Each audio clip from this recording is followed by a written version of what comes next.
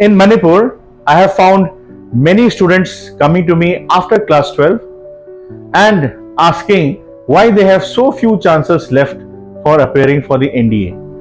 Most of the students in Manipur feel that NDA is an exam which has to be given after class 12. This is a very wrong thought process amongst our youth. So today I'd like to clarify what is the correct stage for you to prepare for the NDA. In the normal course, if you don't want to skip a single academic year or term in NDA, the first exam for NDA that you give is the NDA 2 exam of the year you joined class 12.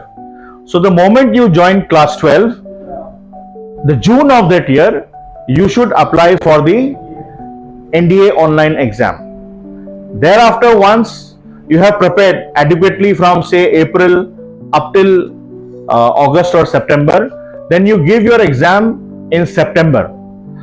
Now the results of the September exam will come out while you are in class 12 during October or November, and you will go for your SSB between December to February. And if all goes well, you pass your written exams, you pass your SSB interview, you pass your medicals, and you come in the merit list, say in May 2027 of the next year, or the next year May result, then you will join in July. Like you will complete your class 12 and immediately you will, without a gap, you will go on to NDA and continue with your graduation. NDA is a college, but the college is specialized in military training also. So from NDA to all three branches, Army, Navy, Air Force, candidates are trained, students are trained so that they go on with full training to the three branches of the armed forces in the commissioning academies. So that is why you should prepare for NDA the moment you step into class 12. Say for example you pass class 11, moment you pass class 11, from April of that year you go into preparation mode, or like the day you step into class 12 you are in preparation mode. Okay, that is how you should prepare for NDA after class 11. The National Defence Academy exams are held by the UPSC twice every year, once in April and once in September.